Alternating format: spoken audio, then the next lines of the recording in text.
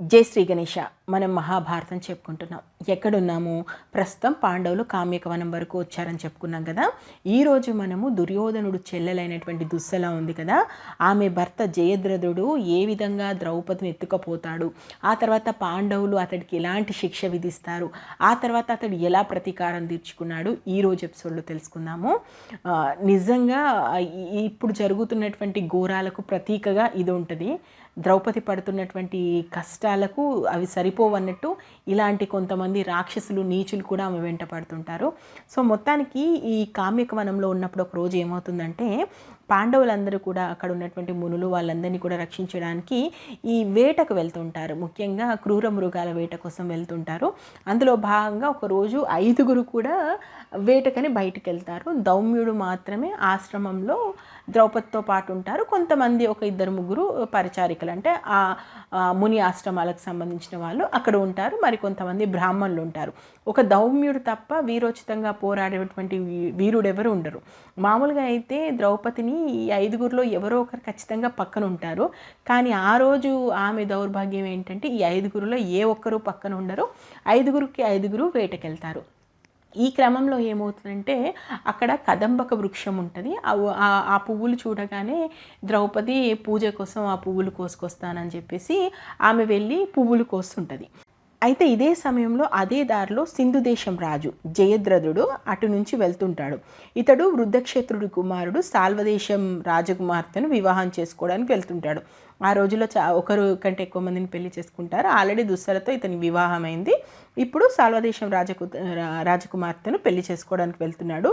చాలా పెద్ద పటాలంతో వెళ్తుంటాడు. ఆ పెద్ద చతురంగ బలాలతో పాటు ఆయన మిత్ర సైన్యము, మిత్ర రాజులు అందరూ కూడా, అంటే పెళ్లి కోసం వెళ్తున్నాడు కాబట్టి హంగు ఆర్భాటాలతో వెళ్తుంటాడు.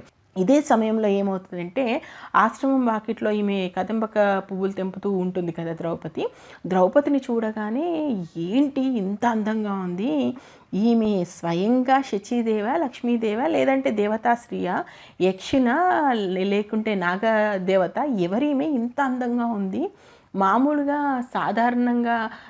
సాధారణ మానవ స్త్రీ ఇలా అయితే కనిపించట్లేదు, ఇంతకీ ఈమె ఎవరు, ఏంటి, ఎప్పుడూ చూడలేదా ఇంత అందాన్ని అని చెప్పేసి జయద్రథుడు, అక్కడ ఉన్నటువంటి రాజులందరూ కూడా మైమరిచిపోయి ఆమెను చూస్తుంటారు. ఆమెను చూడలేదా అంటే, అవును, ఎవరు చూడరు. ఎందుకంటే ఆమె యువరాణిగా ఉన్నప్పుడు కానీ, మహారాణిగా ఉన్నప్పుడు కానీ ఆమె ఎప్పుడు ముసుగులో ఉంటుంది. అంటే ఆ వస్త్రం ఒకటి ముందు ఉంటుంది కదా, అదేవిధంగా పరిచారకులు ఎప్పుడు ఆమె ముందు ఒక వస్త్రం పట్టుకొని మాత్రమే ఆమె బయటి వాళ్ళను, మగవాళ్ళను చూడగలుగుతుంది తప్ప ఆమెను చూసే అంత సీన్ ఎవరికి లేదు. ఎందుకంటే ఆమె అంత గొప్పగా పెరిగింది. ఇక్కడ ఇంతమంది ఆమెను చూసి అబ్బా ఎంత బాగుంది అనుకుంటారు. కానీ జయద్రథుడు మాత్రం ఆమెను చూసి మైమరిచిపోతాడు. తనను తానే మర్చిపోయి అబ్బా ఎంత అందంగా ఉంది, అసలు పెళ్ళంటూ చేసుకుంటే ఇలాంటి ఆమెను కదా చేసుకోవాల్సిందే అని చెప్పేసి వెంటనే పక్కన ఉన్న కోటికాస్యుడు అనే అతన్ని పిలిచి, ఈమె ఎవరు, అసలు ఎందుకు ఇక్కడ ఉంది, నువ్వు వెళ్ళి కనుక్కొనిరా అంటే, కోటికాస్యుడు వచ్చి ద్రౌపది ముందు నిల్చుంటాడు. వెంటనే ఆమె భయపడిపోయి మొహం మీద కొంగు కప్పేసుకొని ఆయనకు దూరంగా వెళ్ళి కబంధ వృక్షం వెనుక వైపు నిల్చుంటుంది.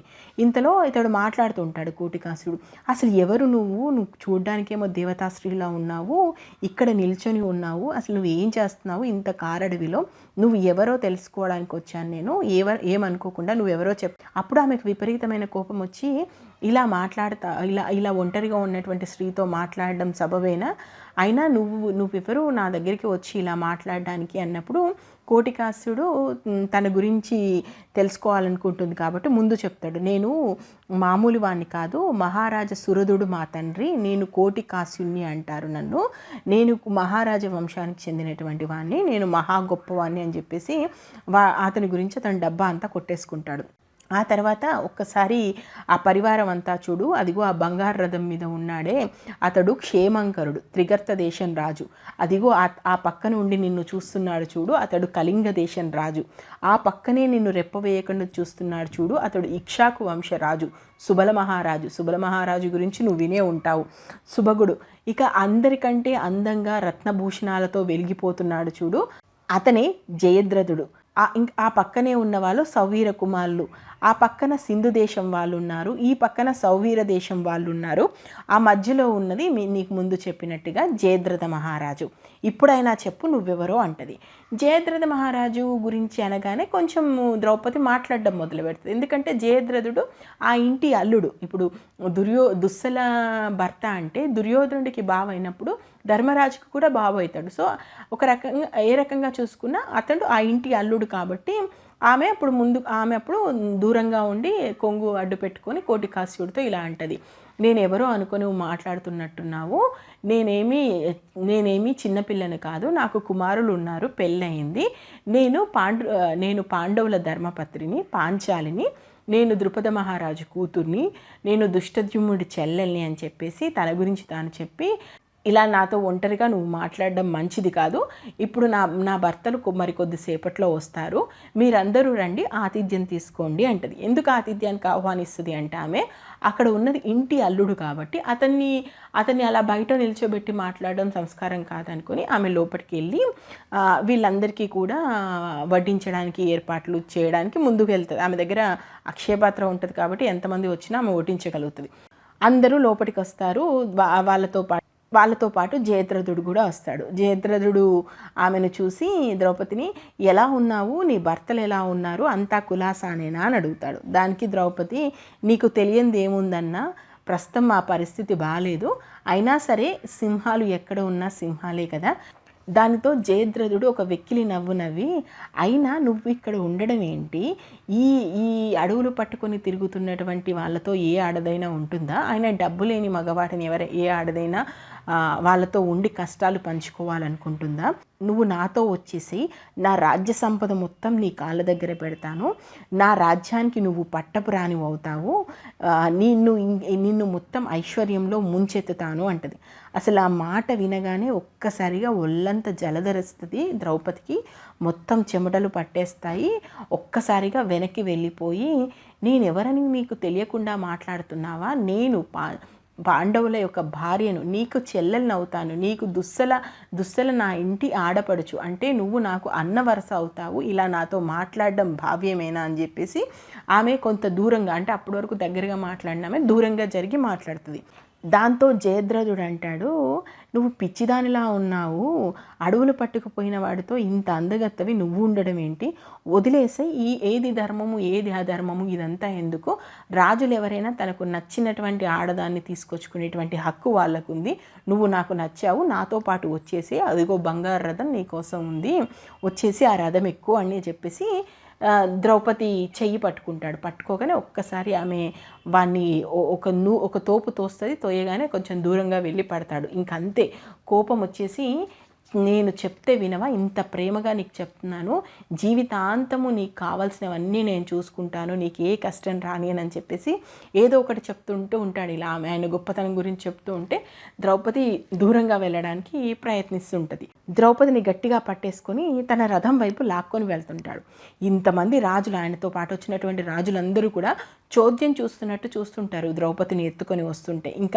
ఇంకా వాడేదో మంచి పని చేశాడు అన్నట్టుగా వాడిని ఇంకా సపోర్ట్ చేస్తున్నట్టుగా వాళ్ళు మాట్లాడుతూ ఉంటారు. ఇంతలో ద్రౌపది దౌమ్య దౌమ్య దౌమ్య అని గట్టిగా అరుస్తుంది. దాంతో వెంటనే దూరంగా ఉన్నటువంటి దౌమ్యుడు అక్కడికి వచ్చి, ఏమనుకుంటున్నావు, ఎవరనుకుంటున్నావు, ఆమెను తీసుకెళ్తావేంటి, నిలువు అని చెప్పేసి దౌమ్యుడు జయద్రథుడిని నిలిపేటువంటి ప్రయత్నం చేస్తాడు. కానీ అతని వల్ల కాదు. ఇప్పుడు ఇతనికి సంబంధించి మనం ఇతన్ని వీళ్ళు సైంధవ కులస్తులు కాబట్టి సైంధవుడు అని కూడా అంటారు. ఎందుకంటే మనకు మహాభారతంలో చాలాసార్లు పేరు ఈ జయద్రథుడి కన్నా కూడా సైంధవుడు అనే పేరే మనకి ఎక్కువగా వస్తుంది. వెంటనే ఆమెను గట్టిగా పట్టేసుకొని తీసుకెళ్ళి తన రథం మీద కూర్చోబెట్టి రథం మించి ముందుకు వెళ్ళిపోతూ ఉంటాడు. సో వాళ్ళ రథాన్ని వెంబడిస్తూ దౌమ్యుడు వెళ్తుంటాడు. ఇదంతా ఇక్కడ జరుగుతుంటే అక్కడ పాండవులు వేటకెళ్ళాడు కదా, ధర్మరాజుకు విపరీతమైనటువంటి చెడు శకనాలు కనిపిస్తుంటాయి. ఏంటి నాకు చెడు శకనాలు కనిపిస్తున్నాయి, ఆశ్రమంలోనేమో మనం ద్రౌపదిని ఒక్కదాన్ని వదిలేసి వచ్చాము, ఎప్పుడు లేనట్టు సూర్యుడు దిక్కు చూస్తూ పక్షులు ఘోరంగా అరుస్తూ వెళ్తున్నాయి, మన ఎడమ వైపు నుండి మృగాలు పరిగెత్తుతున్నాయి, ఈ శకనాలన్నీ చూస్తుంటే నాకేదో ఏదో జరగబోతున్నట్టుగా అనిపిస్తుంది. ప్రకృతి కూడా మనకేదో చెప్తున్నట్టుగా ఉంది.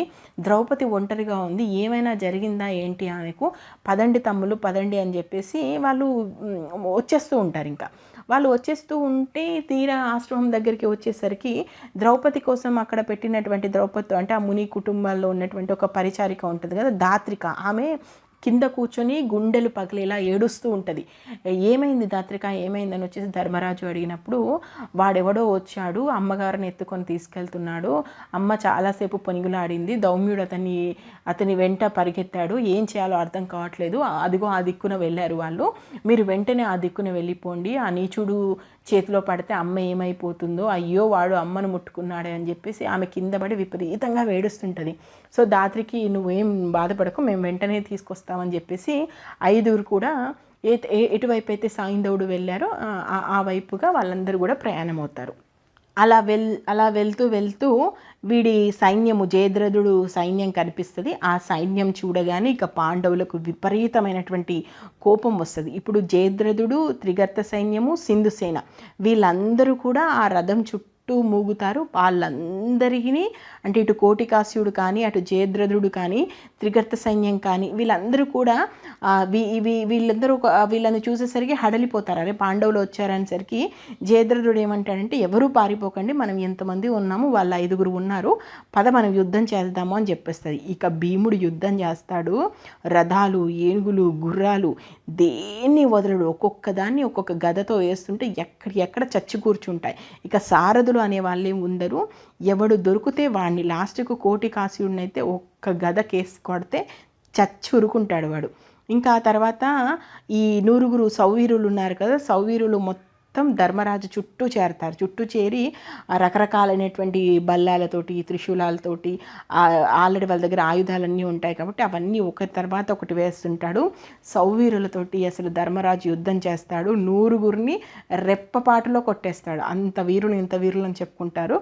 అసలు నిజంగా ధర్మరాజు యుద్ధం చేస్తే చాలా అద్భుతంగా చేస్తాడు. సౌవీరుల్ని 100 మంది రెప్పపాటులో చంపేస్తాడు. ఇక నకులుడి సంగతి అయితే చెప్పాల్సిన అవసరం లేదు.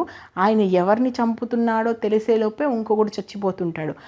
అలా రణస్థలం మొత్తం తిరుగుతూ కరెక్ట్గా బాణం మెడకేస్తాడు, తల కింద పడుతూ ఉంటుంది. నకులుడు అసలు మొత్తం రణస్థలం చేసేస్తాడు. ఎక్కడ చూసినా నకులుడే కనిపిస్తుంటాడు. అలా చేస్తుంటాడు.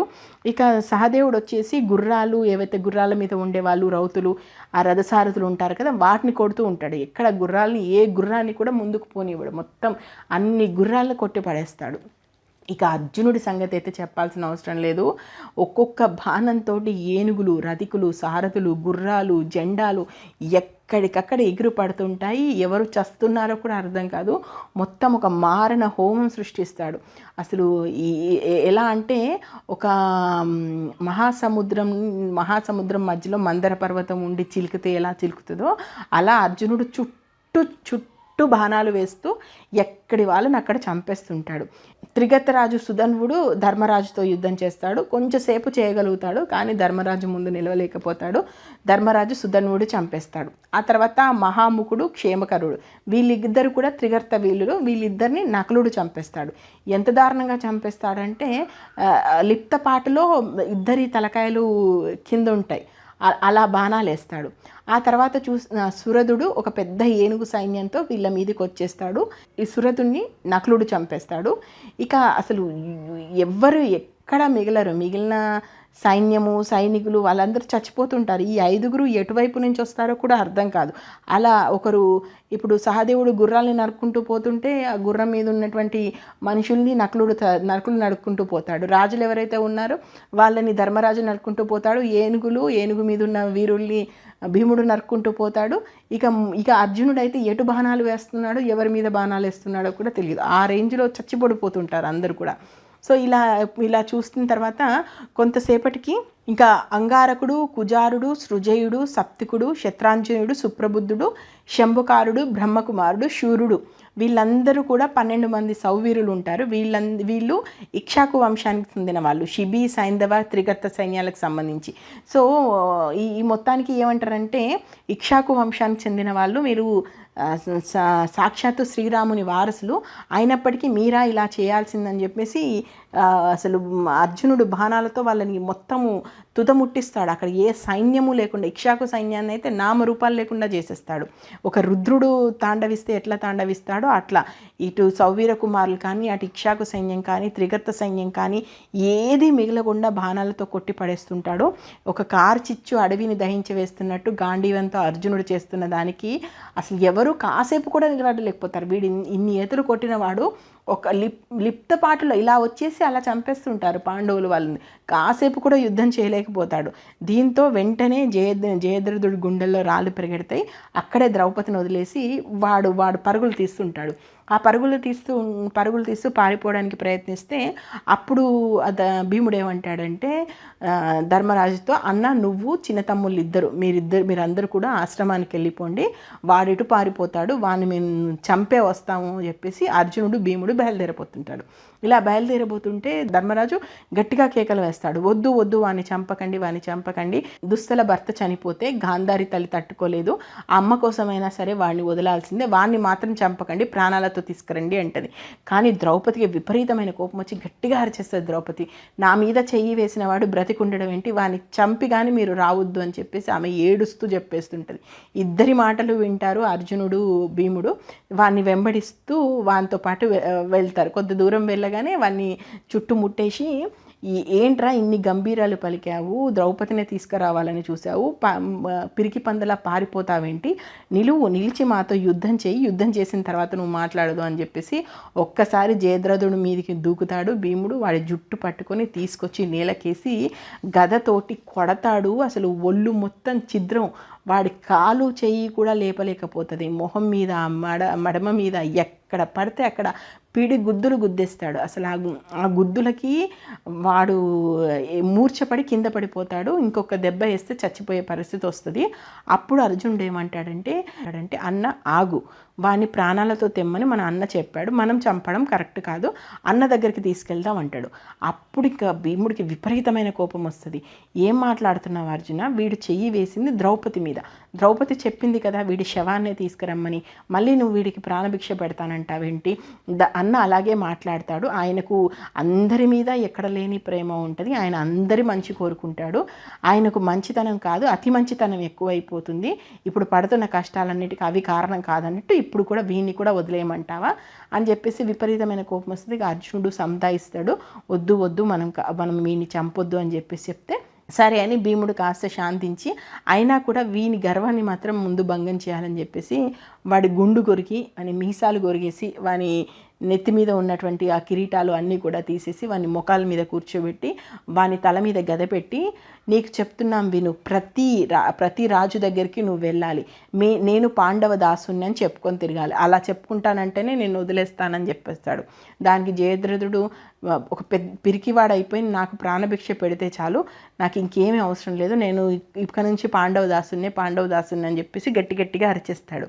తీసుకెళ్ళి ద్రౌపది కాళ్ళ మీద పడేస్తాడు. ఇంకా ద్రౌపది వాడిని చూడగానే అసలు ఆమెకు నవ్వాగదు. ఎందుకంటే బోడిగుండుతో బోడి మొహంతో వాడి పలికిన గర్వపు మాటలని గుర్తొచ్చి వాడిని చూస్తూ, ఎన్ని మాటలు అన్నావు, ఎన్ని ప్రగల్భాలు కలిపావు, నా భర్తల ముందు 10 నిమిషాలు నిలబడలేకపోయావు, నువ్వో ఒక శూరుడివా అని చెప్పేసి వాడి మొహం మీద తిట్టేయగానే మళ్ళీ ధర్మరాజు కొంచెం ద్రౌపదిని కాస్త ఊరుకుంచి ఆమెను సముదాయించే ప్రయత్నం చేసి, వద్దు ఎంతైనా కూడా వీడు దుస్సల భర్త, మన ఇంటి అల్లుడు, వీడిని చంపడం సరైంది కాదు, వీడిని వదిలేసి అని చెప్పేసి ద్రౌపదికి చెప్తాడు. అప్పుడు ద్రౌపది ఏమంటదంటే, నా భర్త చెప్పాడు కాబట్టి నీకు ఇంకా భూమి మీద నూకలు ఉన్నాయని చెప్పేసి ఆమె తన భర్తల వెనకకి వెళ్ళిపోతుంది.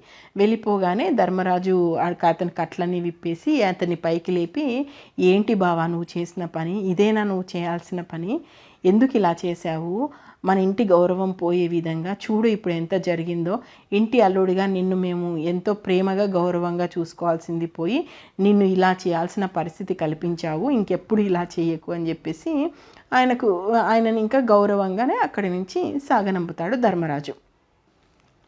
ఇక సిగ్గుతో తలెక్కడ పెట్టుకోవాలో తేలేక జయద్రథుడు వస్తాడు. వాడికి అసలు ఇంకా బ్రతుకు మీద ఆశ పోతుంది. అదే గుర్తొస్తుంది.